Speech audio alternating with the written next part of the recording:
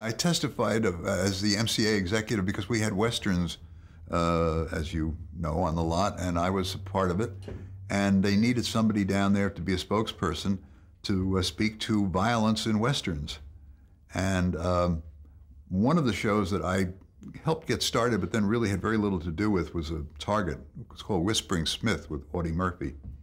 And they particularly picked on that. And I said, well, you know, I said, that show is really just one of many that we do. For example, I have had very little to do with that. And, you know, on Wagon Train, we tell a wholly different, you know, we tell Shakespeare story. I mean, we Shakespeare adaptation. We try to tell interesting stories. And I was interrupted by a senator from Wyoming who said, Wagon Train, you do Wagon Train. He said, you know, oh, Wagon Train's a good show. I mean, on that show, you only kill Indians. And I said to myself, not if we can help it.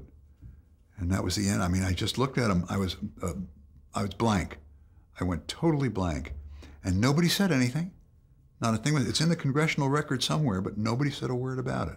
Then they went on to question me about other things, and I tried to explain that we did certainly had violence, because there was violence in the West, but I thought that on most of our shows we kept it to a minimum in a way. I mean, but the story was the main thing, and the violence came out of the story.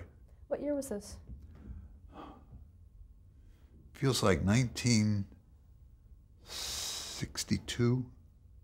61, and around there. Now, after you got back, were any changes made in the way things were done?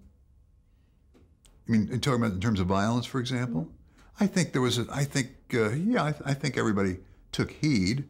And don't forget, at all times, and that's why it was almost a charade, because at all times the networks had their censorship departments.